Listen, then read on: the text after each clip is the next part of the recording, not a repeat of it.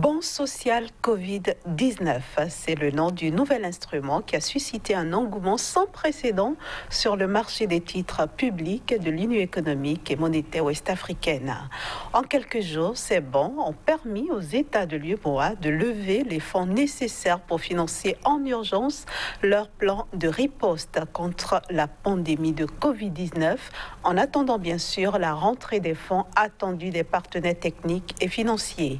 Autrement dit, une solution rapide grâce à laquelle 1172,63 milliards de francs CFA ont été mobilisés pendant la période allant du 27 avril au 14 mai 2020, soit en seulement 18 jours. Mais que cache ce franc succès? L'agence UEMOA Titres, la BCEAO et les États de l'UEMOA ont-ils vu juste en initiant ces bons dénommés Covid Social 19? Que sont devenus les fonds mobilisés? Ont-ils réellement aidé nos États à faire face aux urgences liées à la lutte contre la crise sanitaire? On en parle dans ce numéro d'Espace Éco. Bienvenue à toutes, bienvenue à tous.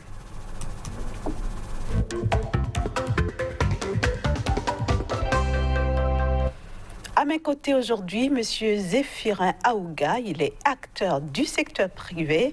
Merci d'avoir accepté notre invitation. Bonjour madame, merci de m'avoir invité. Je salue tous les téléspectateurs de SICA TV. Merci. En face de vous, Monsieur Rodrigue Rustico, directeur général du cabinet d'ingénierie Phoenix Management. Merci également à vous d'être présent sur ce plateau. Merci. Alors, chers invités, quel regard portez-vous donc sur ces bons social Covid-19 initiés pour donc permettre à l'Afrique de l'Ouest de faire face à la crise sanitaire? Monsieur Aouga.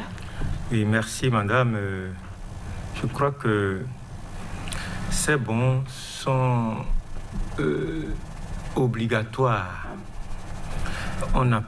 Les États africains n'ont pas le choix parce que le monde entier a été surpris. Aucune institution n'a prévu le Covid. Aucune institution. Je me rappelle encore à la fin de l'année, on se souhaitait tous heureuses années 20 sur 20. Donc personne ne savait. Il est vrai que déjà novembre, décembre, il y avait quelques signes de la maladie en Chine. Mais tous les autres pays, on regardait la Chine quand même comme un pays lointain. Donc personne n'imaginait que ça pouvait se répandre et partir d'une épidémie pour devenir finalement une pandémie. Et encore plus, donc les Européens, après la Chine, c'est l'Europe qui a été pris. Juste une petite anecdote, quand la Chine était attaquée, moi j'ai un ami italien avec qui j'ai travaillé beaucoup dans le temps ici. J'ai aidé sa société à placer des produits ici. Et dans le temps, ils avaient le marché, mais après, la Chine est rentrée dans la concurrence et la Chine a ravi la vedette au Bénin. Et il m'a appelé quand le Covid sévissait en Chine. Il m'a dit, ah, mais Zéphirin, tu vois, et maintenant tu peux reprendre le travail. Hein. Nous, on est toujours compétitifs, tout ça là, et avec la Covid qui sévit en Chine, je crois que les Africains vont craindre un peu les produits chinois et tout, et il faut qu'on reprenne le travail. Mais 3 semaines après, l'Italie a été atteinte et a été contaminée. Et puis, bon, c'était plus dramatique que ce qu'on a connu en Chine. Et toute l'Europe, et finalement l'Afrique aussi. Donc, vous avez vu tout ce qui a été fait très rapidement en Europe, que ce soit au niveau de l'Union européenne, que ce soit au niveau de la Banque centrale européenne, que ce soit au niveau des États européens eux-mêmes. Il faut voir, ne serait-ce que, puisque nous parlons tous de la France, ne serait-ce que la France, il faut voir, en dehors de ce que l'Union a fait, en dehors de ce que la Banque centrale européenne a fait, la France elle-même a dépassé sur les apports, les contributions, juste pour maintenir en équilibre l'économie. Parce que nous sommes en économie, et Rodrigue ne va pas me démentir, c'est que il est difficile d'atteindre une certaine forme de croissance. Il est très difficile, c'est des équilibres. Macroéconomique, microéconomique, c'est tout un ensemble. Mais il est facile lorsque on perd, il y a déséquilibre, de tomber rapidement. Et c'est ce que la pandémie a démontré. Il y a eu une secousse terrible au plan mondial. Et vous avez vu la réaction de tous les États. Si les pays africains, les États africains ne font pas la même chose, parce que nous prenons seulement le cas du Bénin. On a eu un gouvernement qui voit les choses autrement, les gens qui réfléchissent, je peux dire, et qui font les choses, et qui, par rapport au Covid, ont compris. Ils ont étudié notre environnement, ils ont étudié notre culture, mais ils ont vu que, bon, on ne peut pas plaquer tout ce qui se fait ailleurs, ici. Bon, au lieu de parler de confinement, on va parler de cordon sanitaire. Mais, madame, le cordon sanitaire n'a pas manqué de créer des dégâts. J'étais une fois sur vos plateaux ici avec un de vos collègues sur une autre émission où au début on parlait de la Covid et je disais mais je prends seulement le secteur du transport en commun. Je prends seulement la zone de nos amis qui quittent Porto Novo, Cotonou et qui font ce que nous appelons les topa-topa, les petites les transports en commun de 300, 500 pour aller Cotonou, Porto Novo et un peu au-delà. C'est des chauffeurs, des Béninois qui sont chauffeurs, qui ne sont pas propriétaires des véhicules, mais à qui les propriétaires donnent du travail. Et qui font tout ça. Tous ceux que vous voyez partir là, et aller venir et faire ce travail-là, souvent ils ne sont pas propriétaires de ces véhicules-là. Ils vont rendre compte. Mais ils sont nombreux. Voilà qu'on n'a pas un système pour les recenser. On ne connaît pas qui fait ça. Le cordon sanitaire est arrivé, on demande à tous ceux-là de rester à la maison. Mais ils sont des Béninois. Et ils participent, ils contribuent, parce qu'ils ont une famille qu'ils envoient. Ils ont une famille et ils travaillent pour nourrir leur famille et ils sont dans ce pays. Et tout ce qu'ils font, ça contribue à maintenir l'équilibre économique du pays. Et tout cela, cordon sanitaire, on dit de leur rester à la maison. Mais qu'est-ce qu'il faut faire si on ne leur vient pas en aide? Si l'État ne va pas chercher l'argent quelque part, il est vrai, nous n'avons pas eu la prévision pour savoir qu'un truc comme ça arriverait. Donc, ça a bouleversé tous les programmes des États. Il faut aller chercher l'argent quelque part. Mais il faudrait que les institutions financières puissent vite se mobiliser pour mettre un soutien financier en place, pour permettre aux États d'avoir le moyen nécessaire pour aider et toutes les couches fragiles pour maintenir toujours l'équilibre qu'il faut au niveau de l'économie. Sinon, eh bien, nous rentrons directement dans les murs. Rodrigo Stico, vous estimez aussi que bien que l'Afrique de l'Ouest est très peu touchée par la pandémie, il était vraiment nécessaire de créer ces bons sociaux Covid-19? Oui, je pense que c'est important. Il faut anticiper. Il ne faut pas attendre le mal venir avant de commencer par courir. Vous savez, nous avons eu quand même quelques signes de ce mal-là qui a déséquilibré toutes nos économies. Et donc, il fallait avoir des soutiens pour rétablir l'ordre économique. Alors, ces bons, en réalité, vont naturellement servir à restructurer un peu nos économies diverses, à également relancer un tout petit peu la consommation. Parce que vous savez, aujourd'hui, avec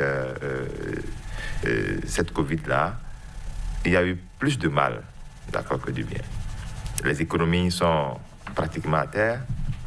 Et pour la petite histoire, vous comprenez avec moi que l'année 2020 a été une année d'espérance pour tout le monde, pour toutes les nations, d'abord en Afrique de l'Ouest, où on espérait quand même qu'on aura beaucoup d'entrées en termes de devises. Mais aujourd'hui, cette situation de Covid a fait que tout est à l'eau. Presque tout est à l'eau. Pour les pays comme le nôtre, comme le Bénin par exemple, en termes de tourisme, vous voyez déjà combien de fois nous allons perdre. Nous allons perdre assez de devises, et ce n'est pas seulement nous seuls. Et donc, c'est dans les échanges qu'on structure une économie. S'il n'y a pas d'échange, on ne peut pas structurer une économie, on ne peut pas baser une économie sur du précaire.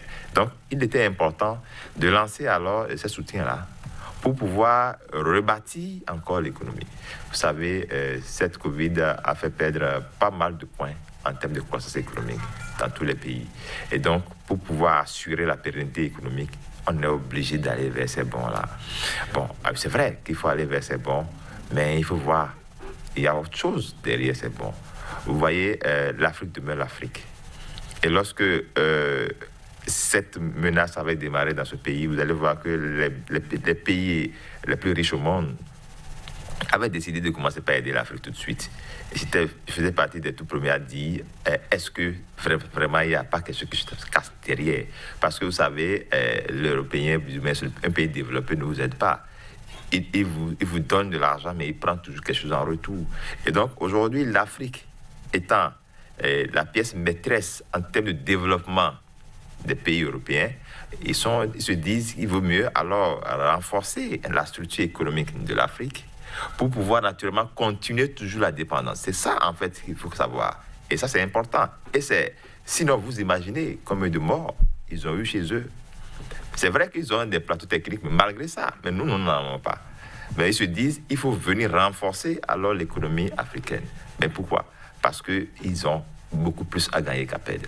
Donc, Covid a été une opportunité pour les pays développés, d'accord, de renforcer notre économie, d'accord, à travers ces appuis-là, et du coup, de lier encore, de renforcer encore le système de défense.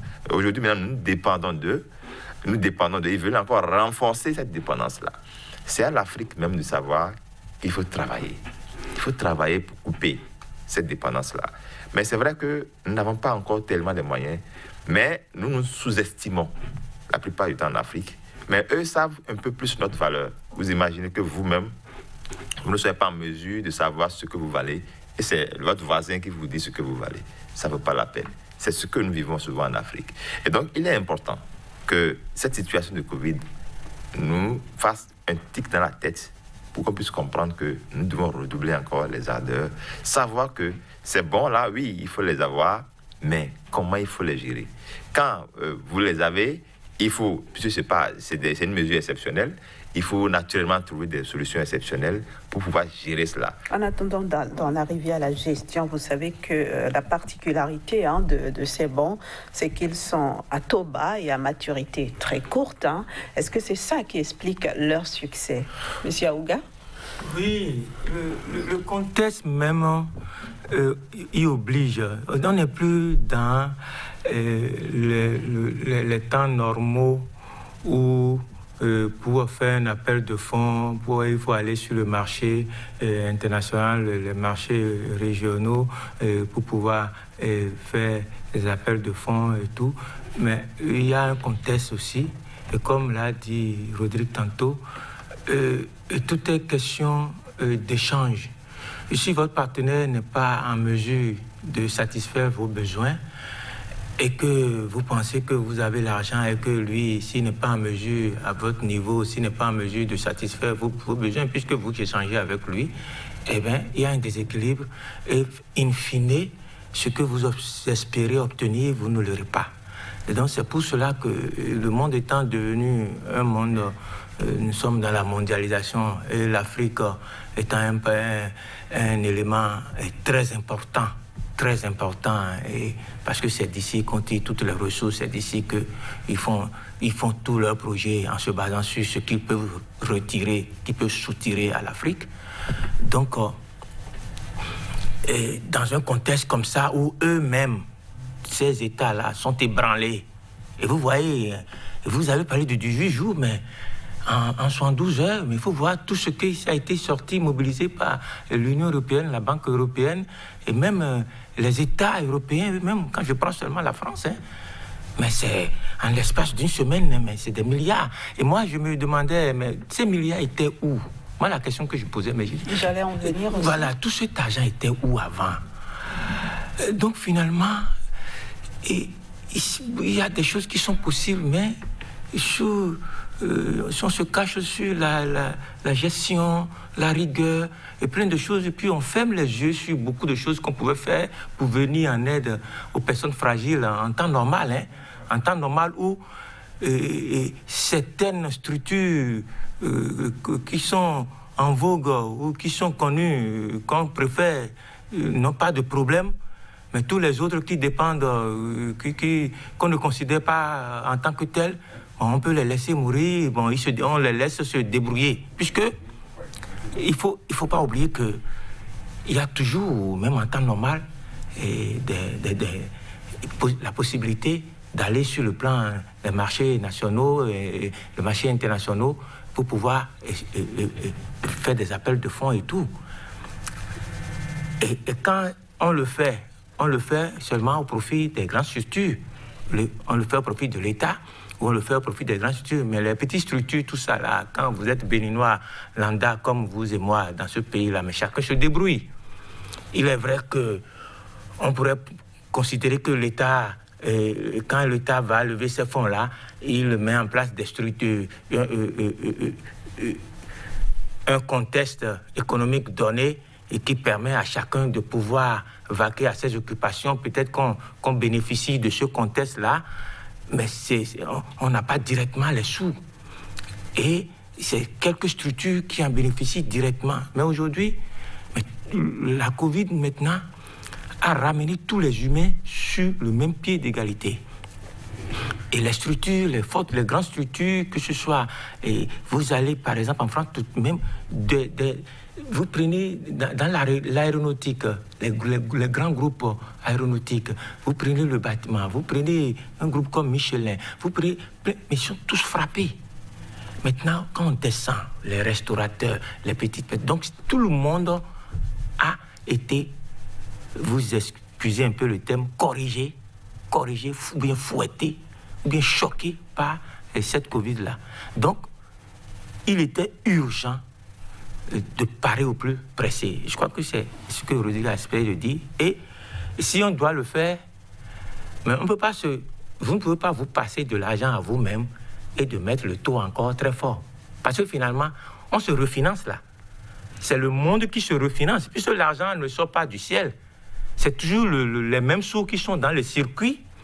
Et puisque le Covid a mélangé tous les humains, et c'est les humains qui composent la société, qui forment les sociétés, les structures, les groupes, les grandes compagnies et tout ça là. Et voilà un mal qu'on ne voit pas.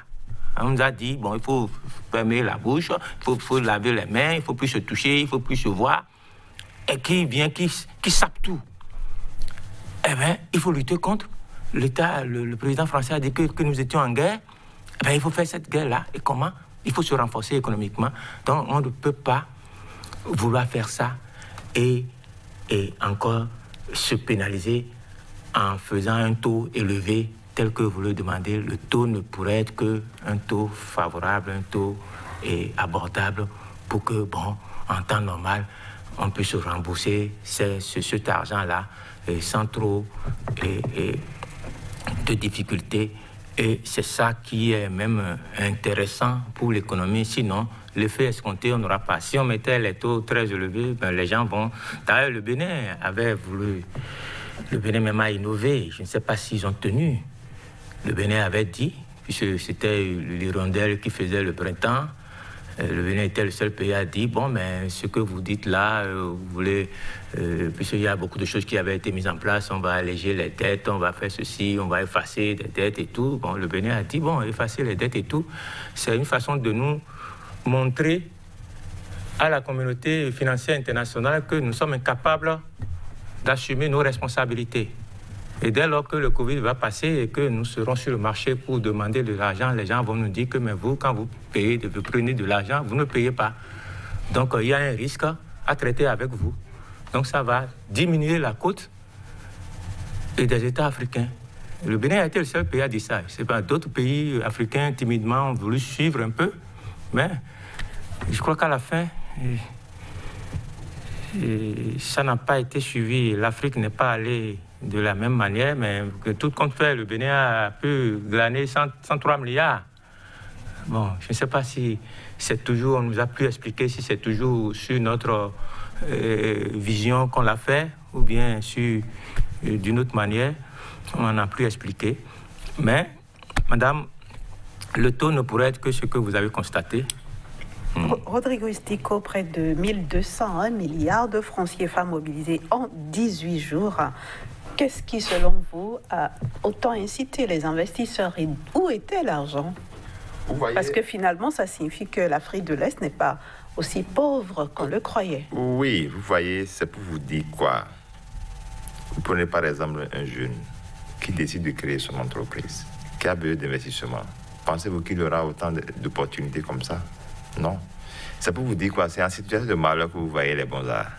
L'investisseur, il saisit des opportunités. C'est une opportunité pour lui de l'avoir consulté. Il a de l'argent, il les jette, il attend le retour. Mais c'est sa manière. Vous pensez que ce n'est pas à taux zéro, c'est à taux réduit. Combien? 315. Vous imaginez 315. Vous allez aujourd'hui, même sur l'espace européen, les intérêts tournent dans les environs de 4,5 et pour les facilités de cette nature-là. Mais cela n'a pas empêché, d'accord, l'Afrique d'avancer. Mais aujourd'hui, il ne faut pas que les gens pensent que quand on dit bon là, c'est fini, c'est facile. Ce n'est pas facile. Nous avons un prix à payer, d'accord? Aucun investisseur n'est en mesure de mettre de l'argent, d'éjecter de l'argent dans votre économie sans attendre quelque chose en retour. Et donc, si vous voyez autant d'engouement, c'est parce qu'ils ont à gagner en peu de temps. Et le besoin est là. Le besoin est pressant pour les États africains. On se dit, mais on doit apprendre à vivre avec ce virus-là. Mais il nous faut des moyens financiers. Voilà que vous n'avez pas les moyens financiers. En Afrique, vous faites sortir 5 francs, on dit budgétisation. Est-ce que c'est budgétisé? Non, ce n'est pas budgétisé. Alors il faut aller chercher des ressources exceptionnelles. Donc, ces recours au bon là, c'est des ressources exceptionnelles. Puisque nous sommes en train de vivre une situation exceptionnelle, on va faire recours à ces mesures exceptionnelles-là. Maintenant, quand les ressources viennent, il faut que cela puisse aller directement dans l'objet de la mobilisation. Justement, tout à l'heure, vous avez évoqué la gestion de cette mobilisation. Parlons. Absolument, parce que, vous savez, le détournement, ce n'est pas uniquement le vol.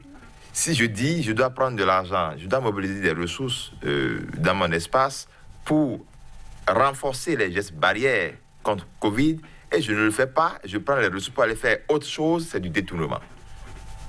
Même si ça va dans l'intérêt de la nation, c'est du détournement. Ce n'est pas uniquement le vol, dans sa propre poche, on appelle du détournement. Et donc, si tant est qu'on mobilise tout ça, et ne parvient pas à les orienter vers le renforcement des gestes barrières, vers les couches les plus vulnérables. Et je vous demande, par exemple, c'est comme un partenaire qui est allé donner des cachenets aux députés. Je me suis demandé, mais écoutez, est-ce que c'est aux députés que vous donnez des cachenets? Est-ce que les députés sont des couches vulnérables? La réponse est non, tout de suite c'est non. Parce qu'ils sont quand même à l'abri du nécessaire. Donc il y a des gens les plus touchés, on les connaît. Donc, si dans la gestion, dans la répartition, dans la réorientation, on ne tient pas compte des couches sociales les plus démunies, c'est comme si on a déshabillé Saint-Paul pour habiller Saint-Pierre. Mais justement, est-ce que, à votre niveau et sur le terrain, vous avez constaté que ces couches-là ont été prises en compte? Est-ce que vous sentez un certain investissement à l'endroit de vous savez, malheureusement, ce que nous constatons, vous n'allez pas remarquer ça. Personne ne peut vous dire aujourd'hui qu'il a reçu tel montant pour pouvoir assurer sa sécurité. Non. Vous allez voir, ils vont investir peut-être dans des structures et créer des structures pour dire ces structures-là vont s'occuper de la sensibilisation, aller sur le terrain. Ils vont créer des choses, puisque c'est dans ça que nous sommes forts en Afrique. Nous allons créer des organisations, des associations, tout et tout, pour dire qu'il faut aller rencontrer des gens. On sait comment ils iront rencontrer les gens. Vous voyez, c'est tout un problème. Ça pose un problème d'ailleurs d'organisation, parce qu'on ne sait pas organiser avant que le système-là ne vienne. Donc du coup, gérer là, c'est très compliqué. Si on ne fait pas attention, on va se faire des jaloux inutiles. Et les investisseurs ne veulent pas voir ça, parce que l'investisseur, quand il te donne son argent, il est tranquille dans sa chambre, il attend le retour. Lui, il va récupérer son argent. Mais si on pense qu'avec ces bons-là, on veut gérer l'après-Covid, ce n'est pas vrai. On ne veut pas gérer l'après-Covid, parce que le Covid n'est pas encore fini. J'entends beaucoup dire qu'on veut gérer l'après-Covid, on ne connaît même pas quand ça va finir. Donc aujourd'hui, nous sommes toujours dans Covid. Vous imaginez au Bénin déjà, le nombre de décès, ça a piqué déjà. Un peu dans la sous-région, c'est pareil. Donc c'est maintenant qu'on doit commencer par mieux réfléchir. Et donc, les gestes barrières, là, c'est dans ça qu'il faut investir. La sensibilisation, c'est dans ça qu'il faut investir. Les couches démunies, là, les plus démunies, c'est dans ça qu'il faut investir. Il ne faut pas aller voir quelqu'un qui a 3 véhicules et dire que maintenant qu'on veut l'assister dans les gestes barrières. Celui qui a déjà les moyens, ce n'est pas lui qu'il faut vraiment faire recours. Parce que lui, il a déjà le minimum pour pouvoir aller acheter des masques, par exemple, à la pharmacie. Donc, c'est pour vous dire quoi? Dans la gestion, il faut de la rationalité. Il faut de l'objectivité. Là, s'ils vont mettre la subjectivité dedans, ça ne marchera jamais. Et là, les objectifs ne seraient pas atteints. Parce qu'on doit aider en pensant que le taux doit réduire, de contaminer doit pouvoir être en train d'être à la baisse. Mais si on vous aide et on voit que le taux augmente, ça ne sert à rien de vous avoir aidé. Donc, il faut qu'on ait des indicateurs de mesure de performance, des indicateurs pour évaluer si ces bons-là ont réellement agi sur les gestes barrières, ont vraiment agi sur les taux. Si on n'a pas ces indicateurs, c'est comme si on a donné de l'argent gratuitement à l'Afrique et l'Afrique va rembourser avec encore des intérêts. Et n'oubliez pas, c'est encore nous-mêmes qui allons payer, ce n'est pas autrui. C'est très important. Zéphiré Arouga, quelle gestion auriez-vous souhaité qu'on puisse faire de l'argent mobilisé? Oui, la gestion qu'on pourrait faire, c'est que effectivement l'argent mobilisé puisse aider ceux qui sont véritablement dans le besoin. Mais est-ce qu'il aurait dû fallu attendre d'élaborer un bon plan dans ce sens-là avant d'aller à la mobilisation? On doit élaborer. Est-ce qu'on a mis la charrue avant les bœufs? Bon, au Bénin, comparativement aux autres États, on a donné l'impression d'être un pays qui réfléchit, parce qu'on n'est pas vite allé en besogne. On n'est pas vite allé en besogne, puisque dans les autres pays et tout, les mesures étaient immédiates à l'image de ce que faisaient les Européens. Les mesures étaient immédiates. Mais au Bénin, les gens ont entendu un peu. Et je crois qu'ils avaient raison. Et je ne sais pas si le travail pour lequel ils ont attendu a été fait. Parce que nous sommes, il ne faut pas oublier, nous sommes dans un pays où il y a le système formel et l'économie formelle, l'économie informelle. Et dans l'informel, c'est la grande partie, c'est le grand morceau, c'est le gros morceau de l'informel. L'informel, c'est le gros morceau. Et je vous parlais tantôt de nos frères qui menaient l'activité transport en commun, ceci, tout ça là. Bon, je vais même ajouter à eux, je vais prendre les émigrants, je vais prendre d'autres personnes. Rodi parlait des couches vulnérables, tout ça là. Tout ce monde-là font partie des couches vulnérables. Même les petits racoleurs qui sont sur les parcs, qui aident les transporteurs à avoir la clientèle, tout ça là. Tous ceux-là participent et gagnent leur vie et par ces activités-là. Mais ils sont tous béninois et la Covid ne connaît personne. Donc vous êtes un être humain, la Covid est prête à vous embarquer dans son camp. Donc un État n'est État que pour protéger les humains qui constituent l'État. Et ces bons-là, leur gestion ne pourrait être efficace lorsque on va réfléchir pour savoir qui fait quoi et qui est qui dans le pays. On a ce problème-là. On a vu des recensements. Voilà, et c'est pour cela que ça a traîné au Bénin. Ça n'a pas été comme dans les autres pays où automatiquement on a entendu que l'État a commencé par distribuer du riz, tout ça. On va distribuer du riz, on va le faire comment? On amène les Béninois au stade Mathieu Kérékou pour leur distribuer du riz ou bien on fait quoi? Alors, ces gens-là, donc il faut s'asseoir et avoir une base de données. On dit le secteur du transport en commun, qui sont ceux-là? Il faudrait que les gens viennent s'inscrire pour donner leur nom, leur identité, tout ça là, on pourra véritablement les aider. Je crois que ça a été fait. Je ne suis pas sûr que cela soit complet, ce qui a été fait soit complet, parce que l'État aussi était, je suppose... Ça a l'avantage au moins de fournir une base de données. De l'avoir fait, parce que le problème se posait, comment on va distribuer l'argent? C'était la question, ça. On ne peut pas distribuer l'argent, donc comme ils sont quand même des gens qui réfléchissent, il faudrait qu'on ait une base de données, sinon ce serait du désordre. Ça a été fait. Je ne suis pas sûr qu'ils aient fini encore, parce que en 3 semaines, ça ne peut pas couvrir tout le Bénin.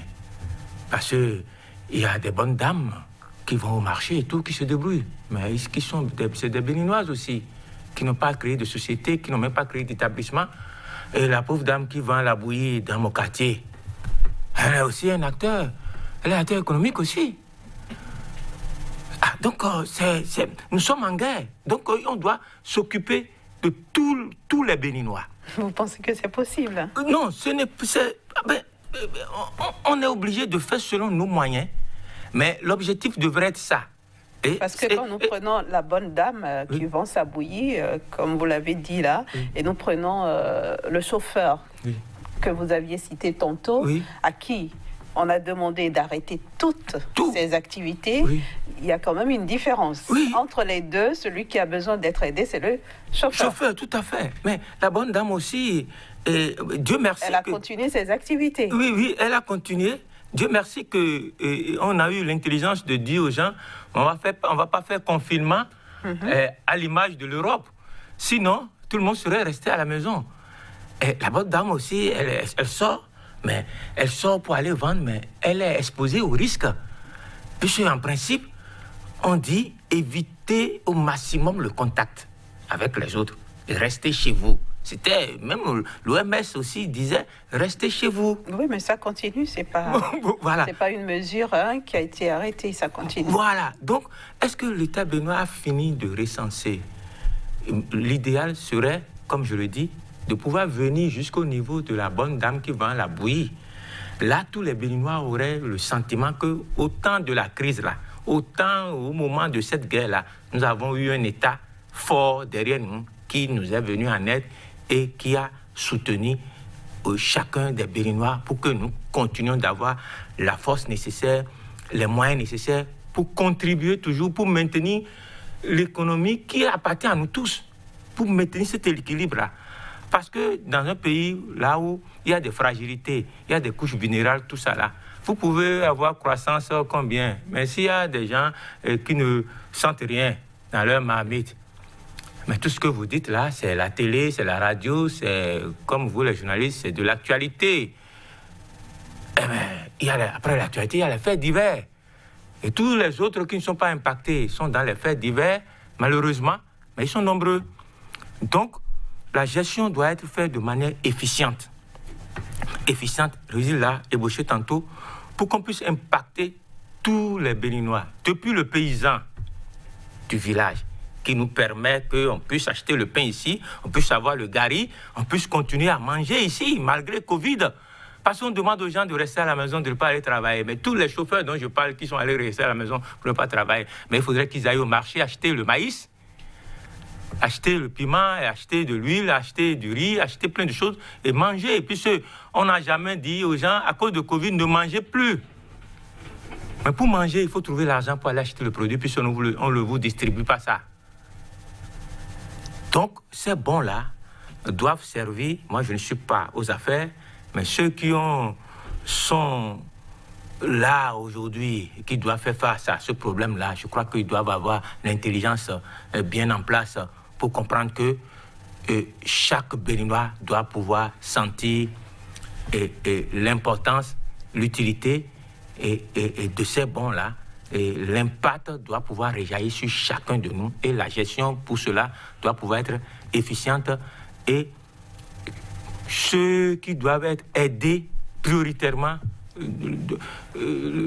parce qu'on a parlé des entreprises, des grandes sociétés, tout ça là. Rodrigue a donné juste un exemple tout à l'heure, celui qui a 3-4 voitures. Bon, si c'est celui-là que, bon, parce qu'il a un petit établissement, société et tout là, bon, lui, on dit, bon, TVA, tu ne vas plus payer, bon, électricité, tu ne payes plus, bon, et puis, on fait quoi? Bon, on te donne 3-4 mois de salaire, et puis, bon, il remplit quelque chose rapidement, il dit qu'il a recruté 20 employés, bon, on te rembourse pour 3 mois de salaire pour tes employés là, mais est-ce que lui est-ce qu'il va retourner l'argent aux employés? Je ne sais pas. Bon, il y a plein de choses. Il y a plein de choses. Dans ça, il y aura de bonnes actions, mais il faudrait ces émissions-là pour qu'on puisse sensibiliser ceux qui sont à la tâche pour qu'il n'y ait pas trop de travail aussi.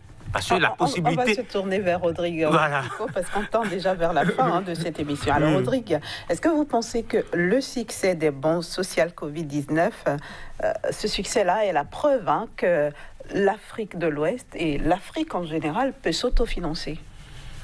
Oui, la réponse c'est oui. La réponse est oui. Si en 18 jours, on a pu mobiliser ça pour un mal, c'est qu'a priori, l'Afrique a quand même une mine d'or. Donc c'est une initiative à pérenniser au-delà de la pandémie. C'est pour vous dire quoi?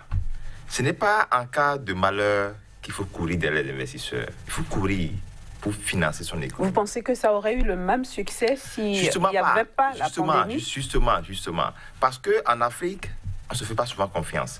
Mais ce mal-là a créé la confiance au niveau des investisseurs. Et du coup, ils ont éjecté de l'argent sans réfléchir. Parce qu'ils se disent, il faut qu'on sauve l'Afrique. Il faut que je mette la main à la pâte. C'est ça qu'on a vu. Mais le gros problème au niveau de l'Afrique, comme on le disait tout à l'heure, nous avons un problème.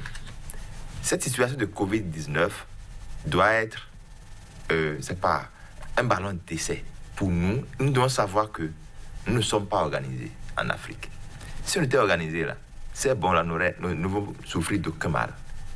Parce qu'on connaît déjà les catégories, on connaît déjà les couches sociales, on connaît déjà ceux qui sont dans le secteur formel, ceux qui sont dans le secteur informel, on connaît les activités, les artisans, on connaît tout le monde. Nous n'avons pas un répertoire, nous n'avons pas une base de données. Mais aujourd'hui, là, on doit comprendre que le secteur informel joue un rôle très important au niveau de l'économie. Voilà qu'il n'y a même pas une base de données pour le secteur informel. Vous savez, le secteur le plus touché aujourd'hui, c'est le secteur informel. Hein. Le secteur informel est très touché. Les gens même ferment baraque parce qu'ils ne peuvent plus supporter. Ceux qui ont des sociétés, essaient de se maintenir debout malgré eux-mêmes. Mais dans tout ça, si on n'a pas une base de données, ce n'est pas possible. L'investisseur qui envoie ses ressources, parce que, comprenez-moi, tout investisseur est un opportuniste. Tout investisseur est un opportuniste. Et donc, il saisit cette opportunité-là pour faire de l'argent. Au lieu que l'argent dorme dans ses comptes bancaires, il peut faire mettre ça à la disposition, naturellement, de ceux-là qui sont dans le besoin de financement et avoir alors accès à cela. Le gros problème, c'est quoi? Ce qui s'est passé économiquement, c'est que nous avons l'Afrique, naturellement, qui est un agent à besoin de financement, et les investisseurs qui sont des agents à capacité de financement. Mais comme les agents à capacité de financement ne connaissent pas directement nous qui sommes dans le besoin, il faut une structure. D'où il y a la structure qui est là, qui permet de mobiliser alors cette ressource-là, parce que cette structure peut aller identifier ceux-là qui ont les ressources nécessaires. Donc il est important qu'une bonne gestion saine soit faite et qu'il n'y ait pas de la politique autour. C'est très important. Vous savez, l'Afrique regorge toujours ce paramètre de politique dans toutes les actions que possible, où il faut forcément aider ceux-là qui l'ont soutenu pour avoir des postes, pour être élus aux élections, ou je ne sais pas trop. Ce n'est pas le moment. Il faut identifier réellement ceux-là qui sont dans le réel besoin. S'il faut même mettre en place des structures pour relever, pour identifier les agents qui sont dans le besoin d'être appuyés, il faut le faire. Il faut miser gros dans ça pour le faire, pour pouvoir identifier les réels bénéficiaires. Parce que c'est ceux-là qui ont besoin vraiment d'être assistés, qui ont besoin d'être appuyés. Ouais. Donc voilà un peu ce que je peux ajouter par rapport à ce débat. Alors Zéphirin Aouga, vous estimez aussi que c'est une initiative à réitérer, même au-delà de la pandémie? Oui, réitérer, je vais être un peu nuancé parce que vous aviez parlé tantôt de est-ce que l'Afrique pouvait s'auto-financer? Oui, à travers ces genres d'initiatives. Bon, avant qu'on parle d'autofinancement, il faut savoir qui sont les investisseurs, qui sont les financiers. Est-ce que c'est des Africains, c'est des non-Africains et tout. S'il y a plus de non-Africains que d'Africains, on a un problème. On a un problème parce que Rodrigue n'a pas cessé de dire qu'il n'y a pas d'investisseur neutre. Donc tout investisseur attend un retour sur financement. Forcément. Voilà. Donc si c'est bon là, si on va chercher à la source et on se pose une seule question. Qui sont ceux qui ont financé? Qui sont ceux qui ont mis leur argent dedans pour qu'on puisse ramasser cet argent sur le plan, sur le marché? Et on voit que faire le pourcentage, il y a au niveau des Africains, il y a à peu près sur 100, il y a peut-être 3% d'Africains. Mais ça veut dire qu'on ne s'autofinance pas. Nous sommes toujours orientés sur le marché extérieur et les gens, votre développement dépend de ces financiers-là. Puisque quand vous avez un projet, vous devez aller les voir pour leur soumettre votre projet. C'est eux qui ont le nerf de la guerre. C'est quand ils veulent qu'ils vous aident. Mais ils vous aident en fonction des intérêts qu'ils ont. Donc, de la part qu'ils auront aussi dans ce que vous voulez faire. Et vous comprenez qu'aujourd'hui, notre Afrique, notre pays, mais c'est les étrangers qui sont dans tous les secteurs. Vous prenez, que ce soit le secteur de la téléphonie, que ce soit les grands groupes, tout ça là, que ce soit même les aéroports, les routes et tout ça là, ce sont pas les Africains. Mais pourtant, en temps normal, parfois, bon, nous citons quelques richissimes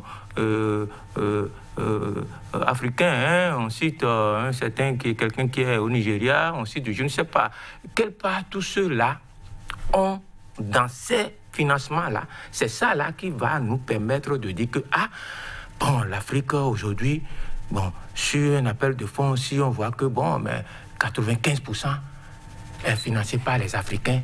Et on a eu seulement 5% qui arrivent de l'extérieur. Là, nous pourrons véritablement bomber le torse pour dire que, bon, on peut s'autofinancer. Nous avons commencé par comprendre, mais tout cela aussi dépend de la gestion qui est faite à la base par les gouvernants, tout ça là, pour donner confiance à ceux qui ont l'argent et qui veulent vraiment investir pour contribuer et mettre ça dans quelque chose qui rapporte. Parce qu'on ne donne pas l'argent pour rien, on le donne pour que ça puisse vous permettre de gagner quelque chose. Donc, la question que vous posez, est-ce qu'on s'autofinance? Je ne suis pas très sûr. Rodrigue est un peu optimiste, mais moi, je ne suis pas très sûr en fonction des critères que j'ai cités là. Et je n'ai pas d'éléments. Maintenant, est-ce qu'il faut pérenniser ça? On n'a pas le choix, puisqu'on a besoin toujours des moyens pour aller. Et lorsque dans un pays, parfois nous critiquons, nous les intellectuels, d'autres personnes, on critique que bon, l'État n'a pas fait ci, l'État n'a pas fait ça, l'État... Mais si les nationaux n'ont pas l'argent pour contribuer alors qu'on a besoin de nos routes, mais est-ce qu'il faut attendre que les nationaux soient prêts de débourser pour qu'on mette la route, ou bien il faut aller chercher les moyens pour mettre la route en attendant de pouvoir rembourser après? Il y a ce problème-là. Donc c'est ce qui fait que parfois les États font beaucoup de choses parce qu'ils n'ont pas, ceux qui doivent financer, les nationaux qui doivent financer, peut-être n'ont pas intérêt, peut-être n'ont pas confiance à la gestion. Il y a plein de choses qui font qu'ils se retiennent. On ne les incite pas à participer. Ce qui fait que, alors que le besoin pour lequel on veut les financements, c'est un besoin réel, pressant, immédiat. Donc, on est obligé de faire, mais on recourt maintenant aux autres. Mais est-ce que c'est une solution facile aussi? Ça, c'est des avantages. Ça aussi, c'est des inconvénients parce que finalement, nous sommes noyautés. Nous sommes dans la mer. On veut être indépendant, mais on va toujours chercher l'argent chez les autres. Vous croyez qu'on tourne toujours? Bon, on aura toujours besoin de ça, mais ça, comment est-ce que nous allons faire? Est-ce que c'est sur les autres ou bien c'est nous-mêmes qui allons prendre conscience et payer pour nos besoins, travailler, trouver l'argent pour et payer, cotiser pour nous-mêmes, ou bien aller toujours demander. La question va rester posée. Très rapidement, Rodrigue Rustico, je vous laisse le mot de la fin. Oui, je voudrais dire tout simplement que c'est bon de faire recours aux bons sociaux, mais l'idéal, c'est que ces bons sociaux soient bien gérés. C'est très important et orientés vers les couches les plus vulnérables que possible. Merci. Merci à vous, Rodrigue Rustico. Je rappelle que vous êtes le directeur général du cabinet d'ingénierie Phoenix Management. Merci d'avoir accepté notre invitation. C'est un plaisir. Merci également à vous, Monsieur Zéphirin Aouga. Vous êtes acteur du secteur privé. Merci d'être venu partager votre expérience, votre background avec nous. Merci également à vous, chers amis téléspectateurs, d'avoir suivi ce numéro d'Espace Éco. À très bientôt.